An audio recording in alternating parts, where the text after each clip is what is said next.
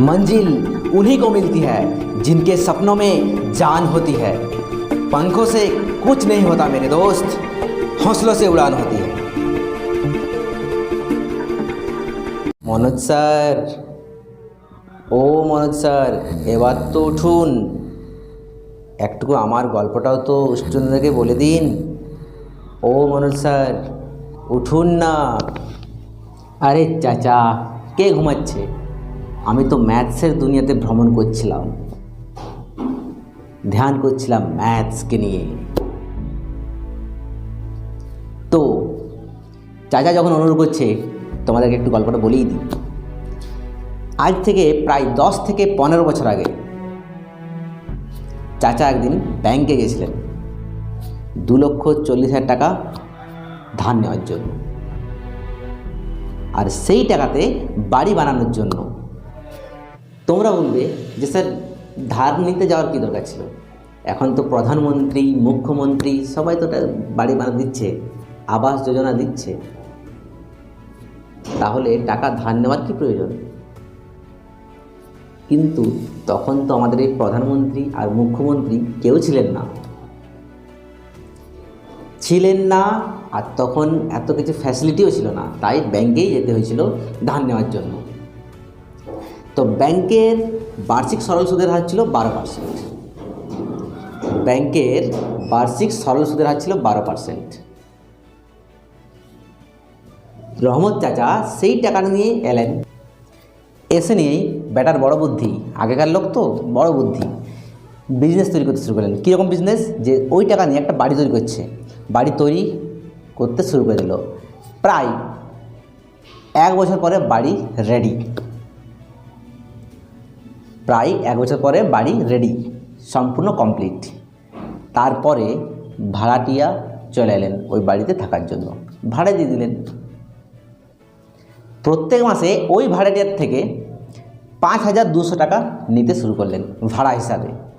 1 মাসে 5,200 টাকা।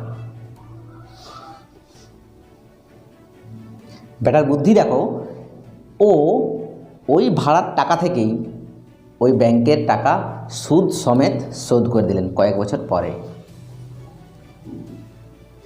প্রশ্ন একটাই, যে প্রশ্ন হচ্ছে যে সে কত বছর পরে ওই ব্যাংকের টাকা শোধ করেছিলেন?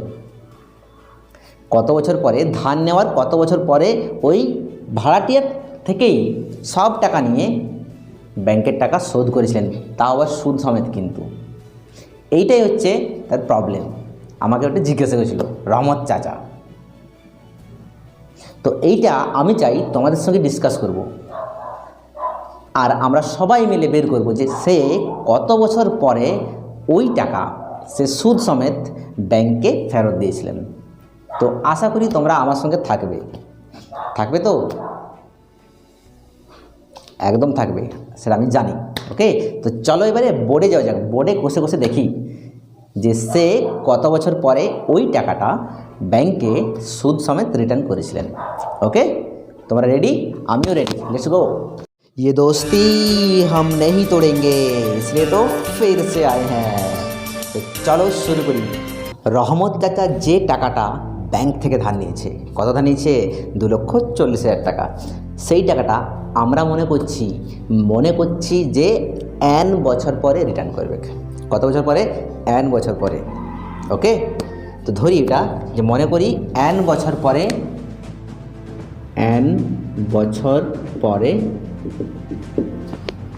2,40,000 টাকা সুদ সমেত রিটার্ন করবে।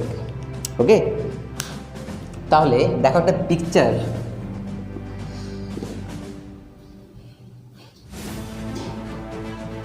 তো পুরো কনসেপ্টটা একটা ছবির সঙ্গে বোঝা যায়, তবে ভালো করে বুঝতে পারবো। রেডি থাকো। রহমত চাচা ব্যাংক থেকে এইবারে টাকা নিয়ে আসছে, রিটার্ন আসছে। কত টাকা? 2,40,000 টাকা। আর ব্যাংকের যে ব্যাংক থেকে টাকাটা আনছে সেই ব্যাংকের বার্ষিক সরল সুদের হার কত ছিল? 12%। তো রহমত চাচা ব্যাংক থেকে বাড়িতে আসছে, নিজের বাড়িতে আসছে। বেটার বড় ফুর্তি, বহুত ফুর্তি, টাকা আছে না, 2,40,000 টাকা। তো রিটার্ন চলে এলো, ব্যাংক থেকে বাড়িতে চলে এলো। আসার পরে সেই দিন রেস্ট নিল। তার পরের দিন থেকেই বাড়ি বানাতে শুরু করলো টাকাটা দিয়ে। এই যে 2,40,000 সেই টাকাটা দিয়ে বাড়ি বানাতে শুরু করলো। বাড়ি বানাতে শুরু হচ্ছে, টিকটিক টিকটিক টিকটিক টিকটিক টিকটিক, কাজ সব কাজ কমপ্লিট। কত বছর পরে? 1 বছর পরে। 1 বছর কমপ্লিট। 1 বছর পর বাড়ি কমপ্লিট, নতুন বাড়ি। সেই নতুন বাড়ি, এটা হচ্ছে নতুন বাড়ি, এটা হচ্ছে নতুন বাড়ি। সেই নতুন বাড়িতে এবার কী হবে? নতুন অতিথির আগমন হবে। ভাড়াটিয়া চলে এলো। আজ্ঞা, নতুন বাড়িতে ভাড়াটিয়ার আগমন, ভাড়াটিয়া চলে এলো। এই যে 2,40,000 টাকা ব্যাংক থেকে লোন নিয়েছে, অর্থাৎ ধার নিয়েছে, সেই টাকাটা আমরা আগেই বলেছি যে n বছর পরে সুদ সমেত রিটার্ন করে দেবে। কে? রহমত চাচা। আমরা করবো নাকি? আমরা কোনো নিয়েছি নাকি? রহমত চাচা নিয়েছে, রহমত চাচা রিটার্ন করবে। রহমত চাচা তো মনে করছি এইখান থেকে এত দূর পর্যন্ত, মনে করছি রহমত চাচা এইখানে, এটা হচ্ছে n বছর, এইখান থেকে এইখানে পর্যন্ত এটা হচ্ছে n বছর। মানে যখনই এইখানে কমপ্লিট হবে রহমত চাচা টাকা রিটার্ন করে দেবে, ফেরত দিয়ে দেবে। কত বছর পরে? n বছর পরে। ওকে, শোনো ভালো করে। তার মানে রহমত চাচাকে n বছরের সুদ লাগবে, সঙ্গে আসল তো আছেই, অর্থাৎ 2,40,000 টাকা, এটা তো লাগবেই, সঙ্গে n বছরের সুদও লাগবে, ছাড়বে নাই। কিন্তু ব্যাংকের লোক আসেনি তাকে পেটাবে যে সুদ না দিত, তার জন্য n বছরের সুদ লাগবে। কত পার্সেন্ট হারে? 12% হারে। তাহলে n বছরের সুদ লাগবে প্লাস আসলটা তো লাগবেই।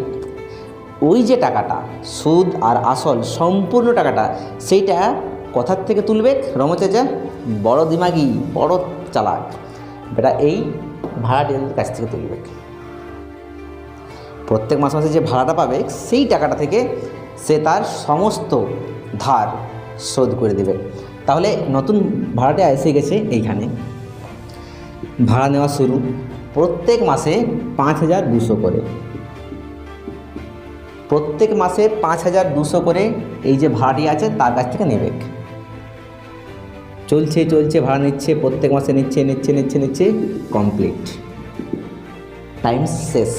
তার মানে এই ভাড়াটিয়াদের কাছ থেকে টাকা নিল কত বছরের জন্য? n-1 বছরের জন্য। বোঝা গেল না তো? পুরোটা হচ্ছে n বছর, পুরোটা এই যে বাড়ি এসেছে সেইখান থেকে শেষ পর্যন্ত মনে করেছিলাম আমরা যে n বছর পরে টাকাটা রিটার্ন করবে। তাহলে n বছর পরে রিটার্ন করবে। তো তারপর কী হলো? বাড়ি বানাতে শুরু করলো। বাড়ি বানাতে বানাতে বানাতে 1 বছর তো শেষ হয়ে গেল। তার মানে আর বাকি কত আছে? n-1 বছর। বাকি আর কত আছে? n বছর। সাপোজ টোটাল পুরোটা 5 বছর, 5 বছরের মধ্যে 1 বছর শেষ হয়ে গেল বাড়ি বানানোর জন্য। তাহলে বাকি আর কত আছে? 4 বছর। তো 4টা পাবো কী করে?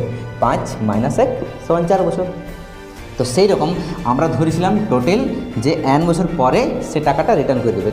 কিন্তু n বছর পরে রিটার্ন করবে, কিন্তু কী হলো? একটা বছর তো লস্ট হয়ে গেল, নষ্ট হয়ে গেল বাড়ি বানানোর জন্য। তাহলে ওই যে সময়টাই বাড়ি বানিয়েছিল, যে সময়টায় বাড়ি বানাচ্ছিল, সেই সময়টার টাকা কি ব্যাংক নেবে নাই? একদম নেবে।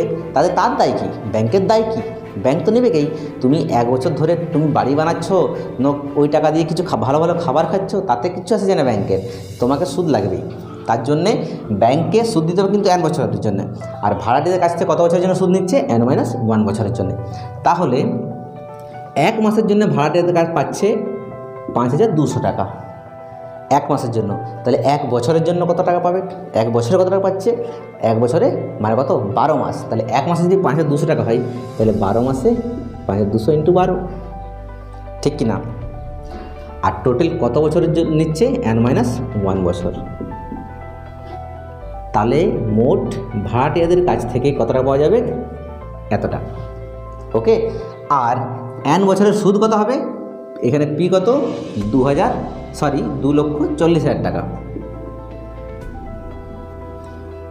সময় n বছর, টি সমান n বছর, সুদের হার r সমান 12%। তাহলে মোট সুদটা কত?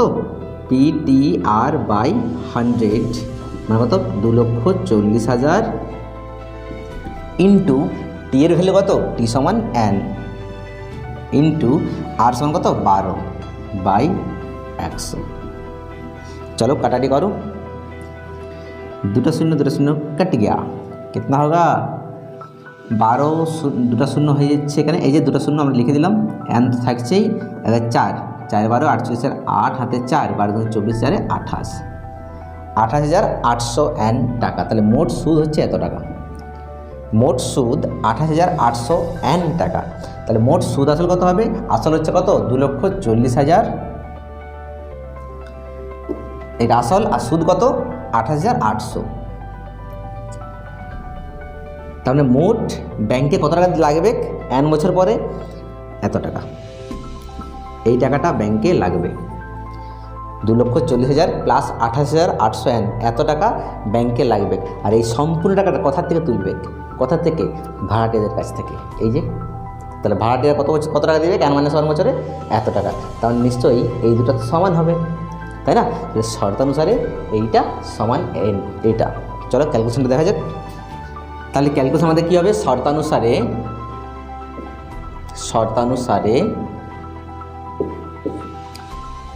2,40,000 প্লাস 28,800 n সমান 5,200 ইন্টু 12 ইন্টু n-1। ওকে, তার মানে কত হচ্ছে 8,800 n, এটা থাকলো বাঁ সাইডে, এটা এখানে থাকবে, সমান এটা দেখো তো গুণ করো, 12 গুণে 24 4 হাতে 2 5 বেড়ে 60 আর 2 62, 2টা শূন্য আর ব্রেকেট কি আছে n-1 তো আছেই। আর এই যে 2,40,000 সেটা চলে গেলো আমাদের বাঁ দিকে, তাহলে মাইনাস 2,40,000 বা 28,800 n, এটা কী হবে, এটা গুণ হবে 62,400 সঙ্গে n গুণ করলে 62,400 n মাইনাস 62,400 সঙ্গে 1 গুণ করলে 62,400 minus 2,40,000। Is that clear or not? এবার কী হবে, আজা ভাইয়া 28,800 n এটাকে চলে এলাম বাঁ দিকে, তাহলে মাইনাস হয়ে যাবে 62,400 n সমান এই যে এই দুটা কেস, এই দুটা কী হবে, যোগ হবে, মাইনাস মাইনাসে প্লাস মানে যোগ করব। তাহলে কত হবে 62,400 যোগ করো 400, 2 4 6, 62,400 2 6 4 10 0 হাতে 1, এটা। আর যেহেতু এটা বড় মাইনাস, তাহলে মাইনাস, তাহলে এটা হচ্ছে 3,02,400। এটা মাইনাস করতে হবে, প্লাস মাইনাস মাইনাস মানে বিয়োগ করবো। 62,400 থেকে 28,800 গেলে কত থাকে, 28,800 বিয়োগটা এখানে করে দেখা দিচ্ছি, 0 0 6 10 হাতে 1 3 12, বাস এটা হচ্ছে বিয়োগটা 33,600। আর এটা বড় মাইনাস 3 মাইনাস সমান মাইনাস 302400, মাইনাস মাইনাস ক্যান্সেল। তাহলে n সমান কত হবে, n সমান কী হবে, এটা চলে যাবে নিচে, তাই না? 302400 বাই 33600 ক্যান্সেল। এবার এইটার সঙ্গে এটা যদি কাটাটি করি আমরা, তাহলে এটা আমাদের অ্যান্সার হবে 9। তাহলে n এর ভ্যালু হচ্ছে আমাদের 9, মানে রহমত চাচা 9 বছর পরে তার সমস্ত টাকা সে ব্যাংকে গিয়ে শোধ করতে পারবে। কত বছর পরে, 9 বছর পরে। ঠিক আছে, বুঝতে পারছো? চলো এবার আরেকটি কোশ্চেন যাও, আরেকটা শর্ট কোশ্চেন দেখো, যে বার্ষিক r% সরল সুদের হারে, কোশ্চেন তোমাদের স্ক্রিনের উপরে, বার্ষিক r% সরল সুদের হারে, অর্থাৎ কি সুদের হার আর দয় আছে আমাদের, বার্ষিক r% সরল সুদের হারে কোনো মূলধনের n বছরে সুদ হবে আমাদের PNR বাই 25।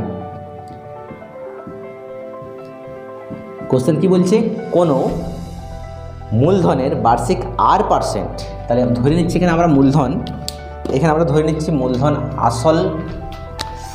আসল সমান p টাকা, p সমান x টাকা ধরে নিচ্ছি, ধরি আসল p সমান x টাকা, সময় t সমান n বছর বলে দেওয়া আছে, তাহলে n বছর। সুদের হার r সমান r এই দেওয়া আছে r%, তাহলে মোট সুদ কত হবে PTR/100, PTR/100। তাহলে p এর ভ্যালু কত, p মানে x, t মানে কত n, r মানে কত r, সো সিম্পল, বাই 100। তাহলে এত টাকা হচ্ছে মোট সুদ আমাদের কত বছর পরে, n বছর পরে। বুঝতে পারছো, n বছর পরে সুদ হচ্ছে এটা, আর এই যে মোট সুদ এইটা মানে হচ্ছে এটা। তাহলে শর্তানুসারে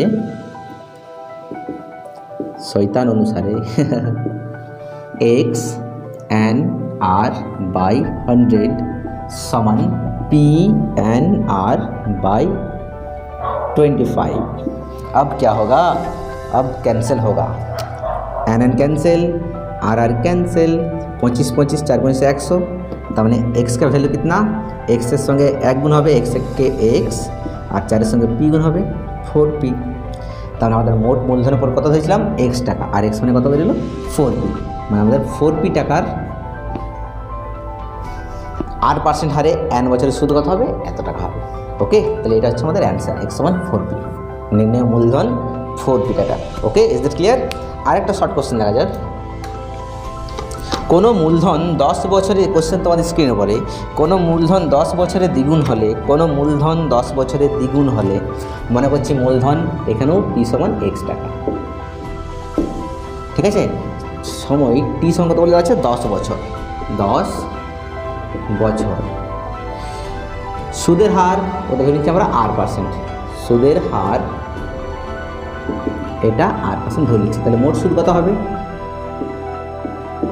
PTR/100, this is our formula. P का वैल्यू कितना हुआ x, T एर वैल्यू 10, R एर वैल्यू RA/100, 0 कैंसिल, XR/10। এটা হচ্ছে মোট সুদ, XR/10 টাকা, এটা হচ্ছে মোট সুদ। বলেছে কত বছর পরে দ্বিগুণ হবে, কত বছর পরে